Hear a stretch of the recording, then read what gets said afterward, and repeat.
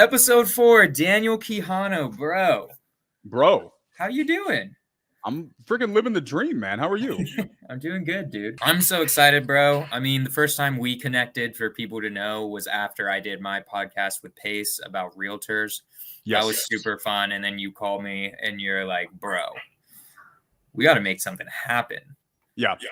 That's pretty much exactly how it went, too. I was like, dude, you got to figure it out. And I think sometimes what it is, right, it's just sometimes you just vibe with people, right? You know what I mean? There's just like a vibe there that, you just sense that somebody's a really cool person or a really down-to-earth person. And you're just definitely that kind of guy, man. You're just a real down-to-earth, really easy to talk to type dude. Bro, you obviously are too. That was a just a good first conversation ever, and B, just you're easily just one of the homies in Sub 2, where I'm like, dude, Daniel, I would just get like beers with all day, pre-real estate, post-real estate. Definitely. And you have the best bathrobe collection. Oh, bro, this isn't just a bathrobe. It's my wizard robe, dude. I apologize for not respecting the swag properly. But that should be a whole, like, if it doesn't work out in real estate, you can always do like a side business. I could just always go into the circus. That's always an option for me. Cirque du Soleil. Are you flexible though? You got to be more flexible. No, definitely not that circus, bro. Okay. Definitely not that circus. All right, tell me a little bit about your backstory, because I don't know your backstory at all. Like, how'd you get into real estate? So my backstory is kind of strange. It's probably a podcast in and of itself. But most recently, I was working, I guess, right before real estate. I was working as a consultant. I had done consulting for a number of years, right? And consulting is like this vague term. Nobody really knows what it means, right? But essentially, what I did as a consultant is I helped businesses do better, right? So if the business was struggling, or if the business wanted to scale, if the business had been around for a while and they wanted to exit, there's a number of different things that you can do. So right before real estate, I was actually overseeing a grant that was supplied to one of the local counties in my area. And it was a grant from the USDA to provide support to rural businesses, essentially businesses that were outside of the city center that were still trying to function, but didn't have access to the resources that other businesses may. A couple years prior, I had done a bigger contract with the city of Albuquerque, where we were helping businesses that were being impacted by this huge construction project. So for like a year and a half, they had no traffic to their retail businesses because the roads were torn up for a transportation thing that they were building in the city. And so that model was really successful. It was an on-the-ground model. We went door to door talking to these businesses saying, look, you guys are not, you're a retail business, you're not going to have customers for the next year and a half. How do we keep you afloat, right? So that model actually was a really successful model. It was adopted by other cities throughout the country, actually. It was a really fun, cool time. We did a lot of really interesting things. And so that was kind of what led to this last contract. But that's essentially what I've done, right? It's just creative ways of helping businesses grow and survive successfully. Then COVID hit. Right. So consulting is fun. Like, I love consulting because I think my personality is kind of built towards it, right? I look at consulting like being the grandparent, right? You get to go into the business and you get to hang out with the business for a while. You get to fix a couple of things, you get to do some stuff, but then you get to leave that business with the owners and you go back to what you were doing, right? And in my time doing that, I've worked with countless types of businesses and I don't know how many different industries. And one thing that was always a universal is I would be in that business and I would say to myself, I could never do this full time. I just could never see this. So when you work in a lot of businesses and you realize that this is not something I want to do full time, it really kind of, it's just a unique paradigm shift to business. Then I stumbled across real estate. I think it was a Max Maxwell video, to be honest with you. Right. And I was like, wait, no, this is a thing? Like, get out of here. How is this a thing? And I don't know that this is a thing. Real estate has always intrigued me, but I just didn't want to do the agent thing and get a license and all of that. So honestly, it was something I was looking into. It was grabbing my attention. COVID hit right after we launched our project. The businesses I'm supposed to be supporting are now closed down. And I'm trying to figure out how to navigate that, but I can't put a lot of resources towards it. So I'm like, what do I do? And so I started looking into real estate, and the rest is history. Love it, dude. Cool. Hell yeah. And then, so tell me your journey. So you found out about real estate and then you immediately jumped into wholesaling, or what happened there? Yeah, so it was kind of interesting, right? Like, so with my background, I didn't want to do it traditionally. I didn't want to just go, do it the old-fashioned way. I wanted to build it like a business because I was pretty familiar with how to do that. So I brought a couple people on board, tried to build a team. We pulled some leads. At the time that I did this, there wasn't a lot of information out there, right? This is in 2020. The amount of information that's available now versus early 2020, it's drastically different. It's pretty crazy. It's crazy how much more information is out there. So out there back then, you have like Max Maxwell, you had a couple of Sean Terry's, but I hadn't even found Sean Terry at this point yet. And so I'm like going through as many videos as I can, trying to find out how to do this. And you get these little segments, but not enough to get you to where like you can't go through a whole deal with that information. And so like I remember we started trying to figure out how to pull leads. And that was its own thing, right? Then you got to, it was a big long journey of learning the data side of things. How do you pull leads? Where do you store the leads? You know what I mean? What's the best dialer? Uploading it, mapping it, all these different things. And I'm far from an integrator, right? Long story short, we ended up getting it all set up. And then right around the summer of that year, we just started calling on some leads. And I remember I had 5 deals lined up, ready to go, right? Pretty quick. Damn. I'm somewhat decent at sales. And so I don't know what I'm saying, but I know enough to navigate a sales conversation to get them where I want them to be, right? And so, boom, they're ready to go. I'm like, cool, let's get these deals done. And I realize I don't have anything to do with them. Like, what's dispo? Like, what do I do now?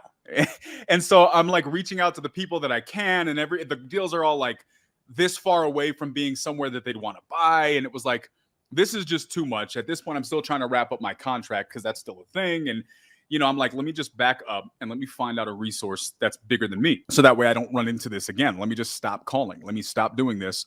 And let me figure out what's going on. Like early on, I actually had a business partner who was a buddy of mine who just was too busy. So he didn't end up doing anything, right? So it was just like, let me stop all of this. I looked around and found Subto. So October of 2020 is when I found Subto.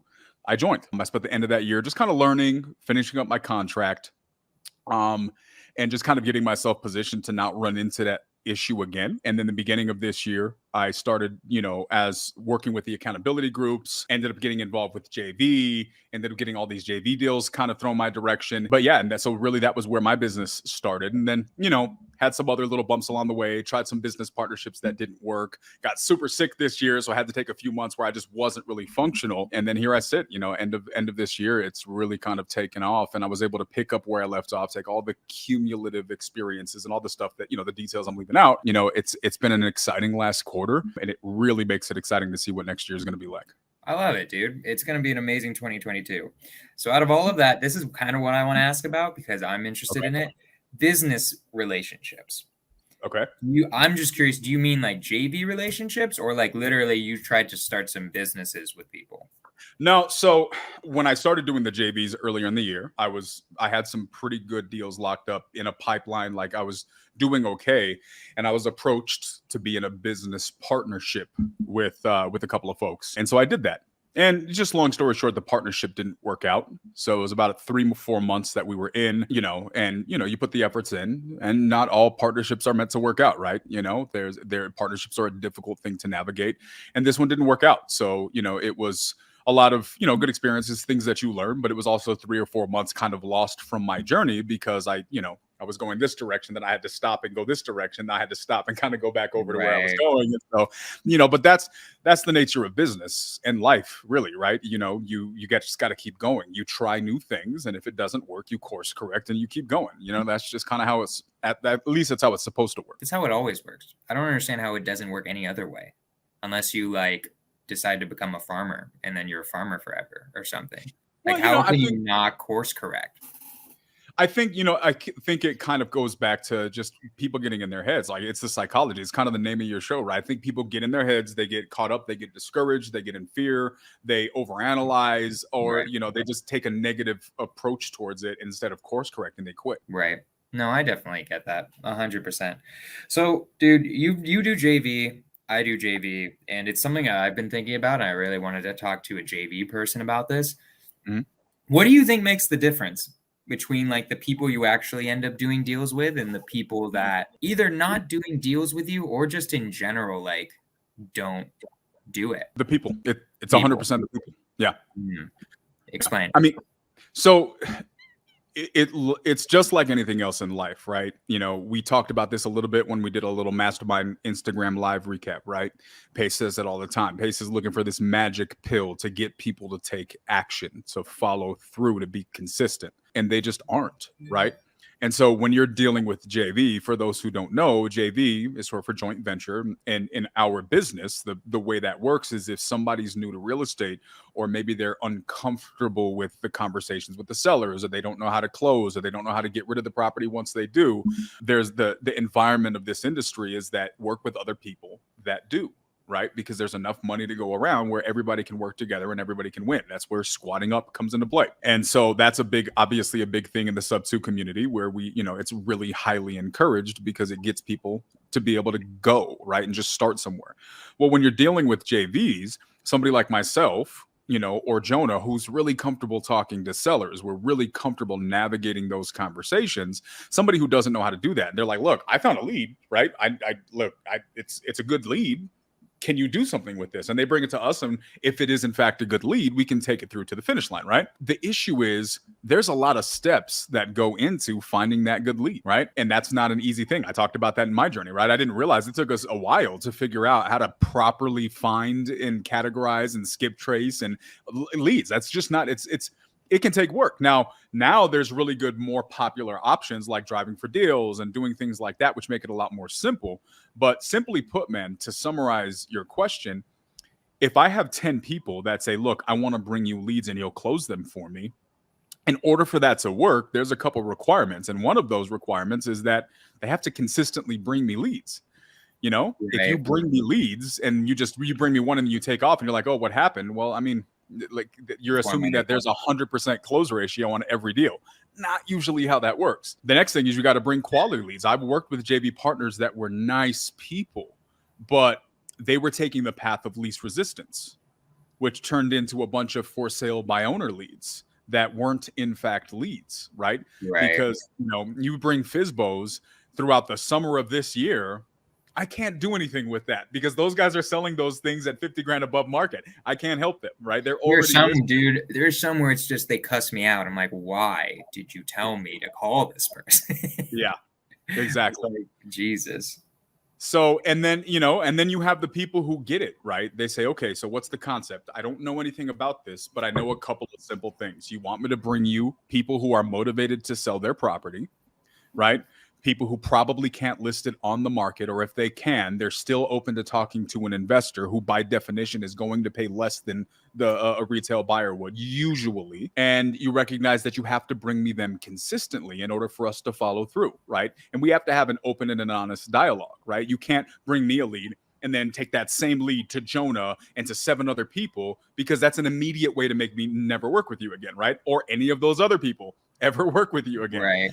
So you get the people that understand that and they become great relationships. Right. Yeah, I 100% agree. Like there is a point that it's not teachable 100%. And like that, like you said, like this is kind of the point of the podcast, is to try to get over fears and try to get over. It's just something I was thinking about. It's like, damn, how can I help these people more in bringing me what I need? Because I have the exact same business model as you, right? With the direct to seller. So like I do agents, but that's my cash deal. And then where creative stuff, it's all the same with like just JVing.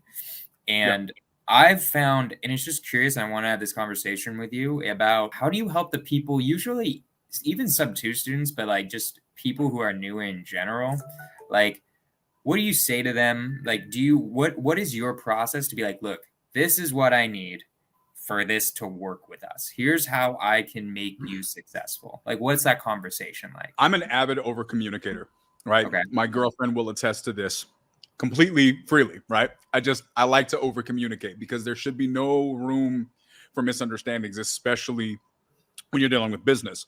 Especially when you're dealing with business with numbers that are as large as they can be in real estate, right? $100 deal is a lot easier to miscommunicate on than a $50,000 deal. Emotions get a little bit different when you're talking about that, right? It just becomes something that people are like, it's a little bit different. And so the question is, how do I make sure that, that's not going to be an issue? So it's the upfront contract, right? So when I have a conversation with a JV partner, I almost have kind of like a little bit of an interview, if you will, And we just have the real conversation, right? Like, what is your goal? What are you looking to accomplish?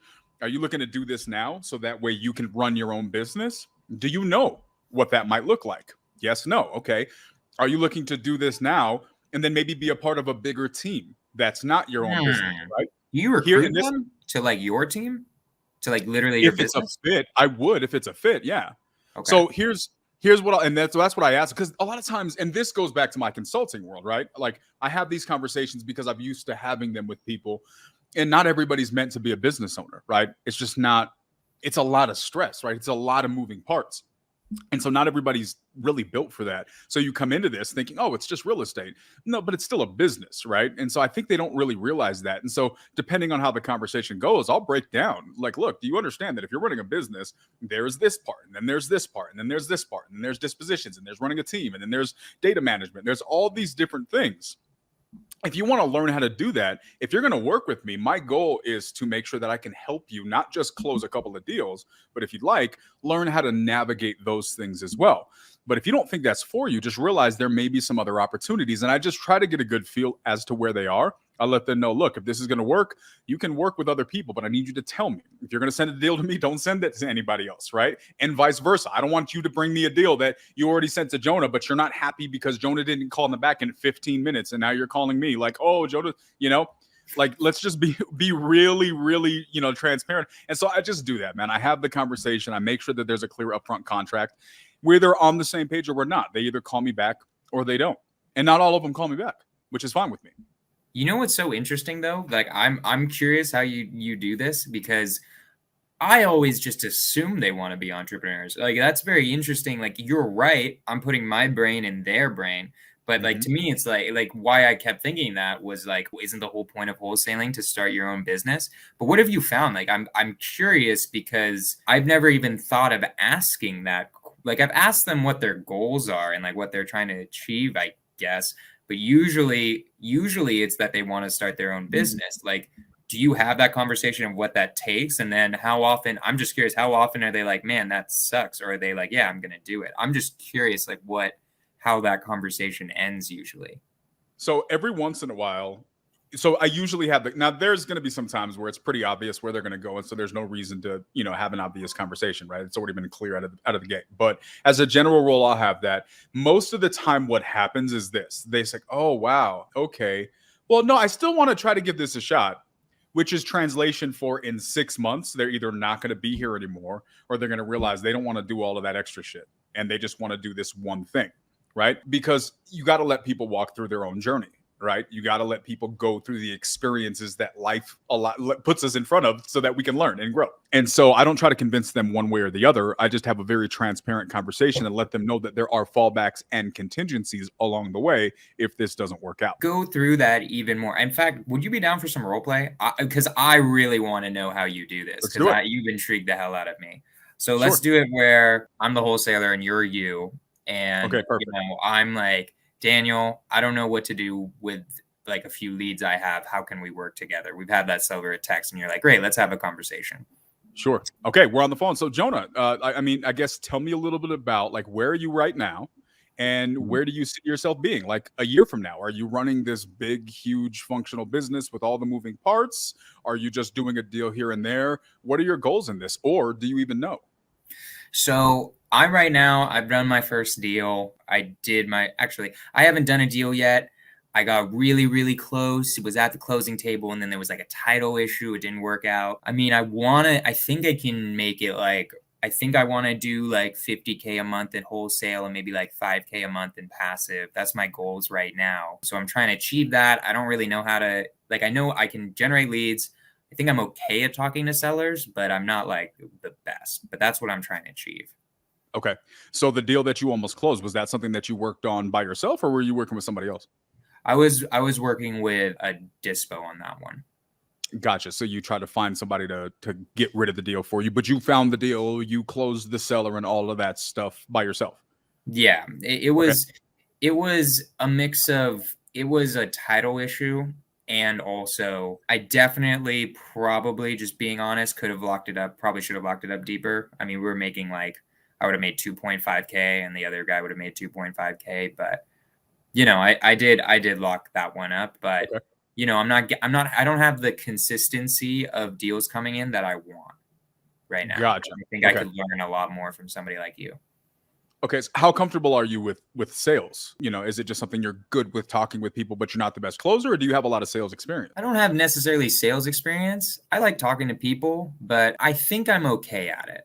I don't know if I'm the best at it, if that Okay, makes sense. that makes sense. No, that's fair. That's honestly that's where a lot of people come into it. It's just good to identify because as you're having conversations with sellers, different things will present themselves, and you don't want to make sure you're not leaving money on the table simply because you just missed something that you didn't know to look for, right? So I Mhm. like to know that if I'm going to work with someone, I like to be able to know how I can help. So that helps me to know where I can help, right? That said, so I guess paint me like best case scenario, right? Paint me the picture like a year from now. If you're still doing this real estate thing, what does that look like for you? I'd say 50K wholesale every month, 5K passive income, and while this is happening, I'm on a beach in Jamaica. Beach, Jamaica, 50 grand a month. Yeah, I like it. Can I come with? 100%.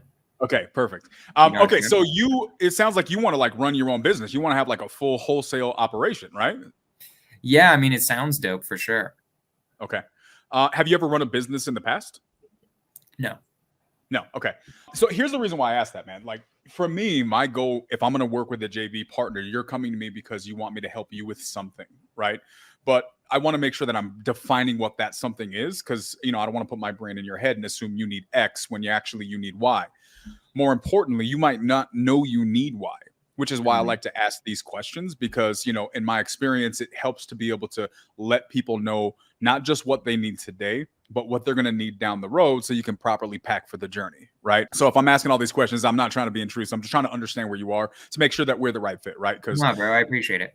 yeah. So that being said, man, like when you're building out a business like this, there's a lot of moving parts, which I'm sure you probably have a decent idea of, right? There's the finding the leads, which in and of itself can be a very, very large and detail oriented process, right? It also costs money depending on how you go about doing it. Then you have the closing aspects of the business. And then, of course, you have the unloading of the deals afterwards, which you're familiar with because, you work with somebody else for dispo, right?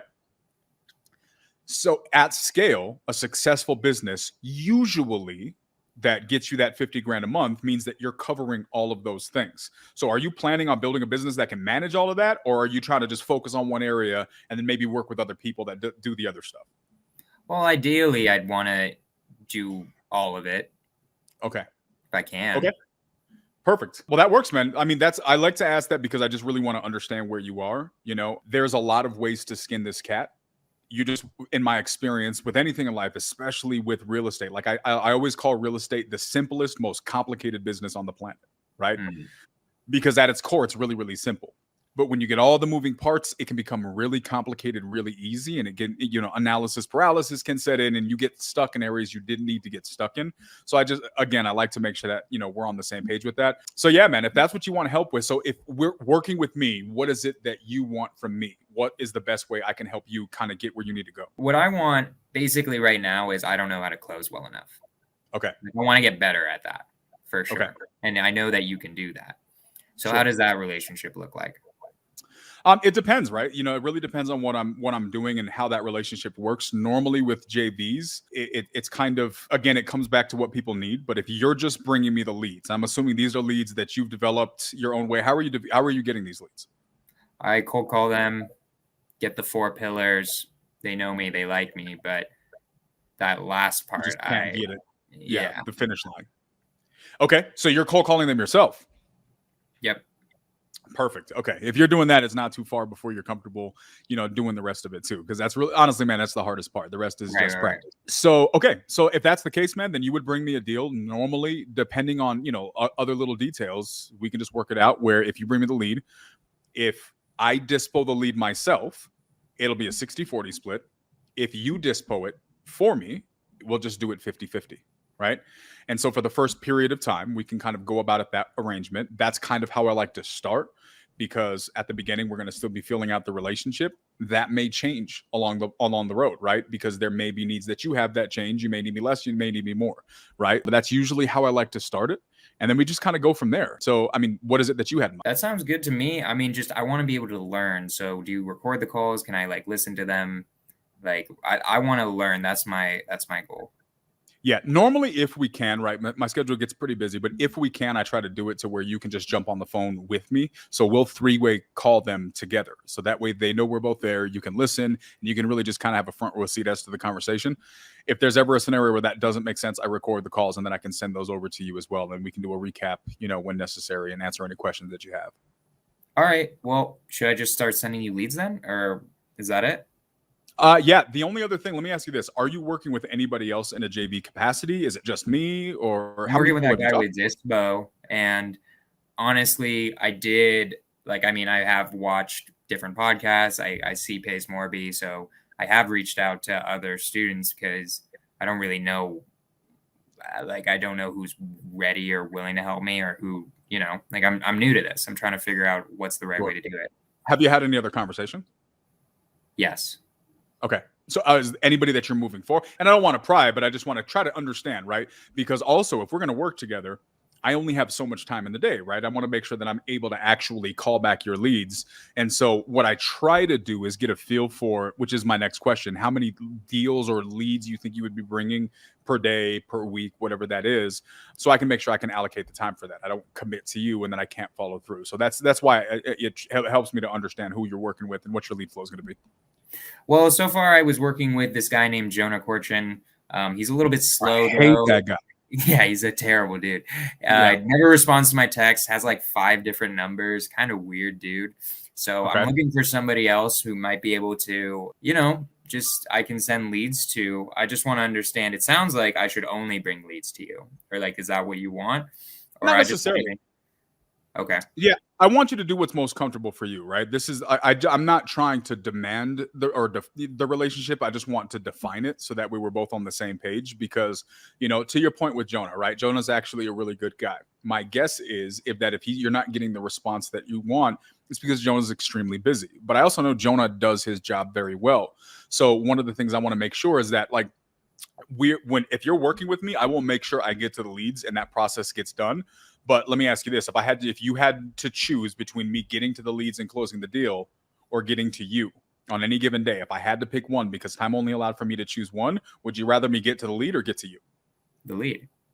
There you go. So sometimes that's going to be the case. And my guess is that's probably what's happened with you and Jonah a couple of times. So I just want to make sure that the expectations are clear, that if there's days where I can't get a hold of you, man, trust me, if we make an agreement, I'm going to keep my end of the agreement and I'm going to hope that you do the same.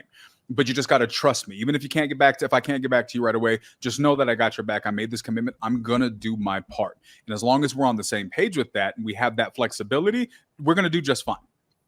Okay, great. That sounds great to me. So I got like 10 leads right now. Should I just text them to you?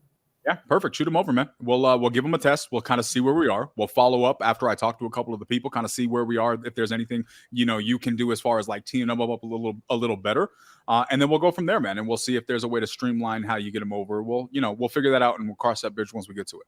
Cool, bro. I'm excited. Let's do it. Let's do it, man. All right. And scene. Okay, I was just curious. I want to hear somebody else in their conversation. Yeah. So just the one thing that I'm curious, and maybe I should have done this a little bit better because I just haven't even have you hired somebody this way? That's the part I'm trying to get at. Or has it just been that conversation? They're bringing you leads, but they're still technically their own business. I'm just curious. So that's usually where I leave it. But what happens is when they start sending the leads, that's the presentation, right? That's the first date phase. Once you start talking to the leads, now all of the other stuff starts coming out, right? Right. Oh, well, there's actually this. And oh, well, there's actually that. Well, that dispo person was actually another wholesaler and he works with 3 other people. And then you find out that it was this big daisy chain and you realize that it isn't really what they defined it to be. And so at that point, then you're able to have that real conversation. Right. But it's the anchor, right? I anchored at the very beginning where I wasn't what you could expect from me. So that way, when I go back to you and I say, hey, hold on, we had this discussion, there's no surprise, right? This is what we discussed. And I fully expect for new information to present itself because we're dealing with human beings, right? I'm not upset about that, but I set that upfront contract really, really clearly. So that way, when I do bring it back up, there's not a, well, we didn't discuss this. You never said that this is what you wanted. You know what I mean? Because people will inherently get defensive when you realize that their, sparkling lead flow is really nothing, like a sparkling or a lead flow, right? Okay. Yeah, 100%. I was just curious. Yeah, that was very similar to mine. I was just curious to be like hired somebody from. So I'm gonna switch it up a little bit. I always start. This podcast has started turning into like I talk to somebody who I want to know something about real estate, and you just explain something really helpful to me and probably others who are watching about real estate. But I'm gonna switch to like the name of this podcast, which is like SKORCH the Fears. Okay. So when you were starting, bro, what were your fears? What was the main fear? Can you remember like when the first day you're like, all right, let's try to start this business, wholesaling or real estate? What were you afraid of? So here's what's funny, man. I actually loved the title. Like I told you this when you told me the title of your podcast, right? I freaking love this title, right? Especially the whole play on your name. But I love this topic. Like I used to do a lot of teaching in a previous life. And this was a topic that I taught on fairly frequently because I think it's a very big aspect of our human existence, right? So the simple answer to your question is I didn't have any, right? And that might sound weird, but I just didn't. I'm not the kind. You didn't have any? You're not afraid of anything? No. Here's what's weird, man. Okay, wait a minute. That's because hold on. That's from previous experiences then. That means because you were in consulting and you had done businessy stuff, you weren't as scared of it, right? Am I right about that? Yes, you're partly right. I feel like that's it. If I had to give a guess, because that people usually have fear. So I'm gonna switch it up a little bit. I'm going to before Carlos wants to call BS, so we're gonna have to dig into this because I'm not gonna have Carlos out here in public calling me out. Wait. It's not BS. I 100% believe you when you. From my question was when you started real estate, what were you afraid of? You had done tons of different business stuff before real estate, right? Let's go to. I want to go back as far as I can to the first businessy thing that you started. Was it consulting? Remind me. No, probably credit card processing. Okay, so credit card. What were you doing for credit card? Was this so? First off, was this a job? Was this a business? I want to start. It was kind of a business, right? So, like when I first got into how the long military, ago was this? This was like 2002, 2003. Okay, so we're talking damn near 20 years, and so you I'm a spring chicken for the record. I am literally 22. You went from 2002 until the beginning of the pandemic, 2020.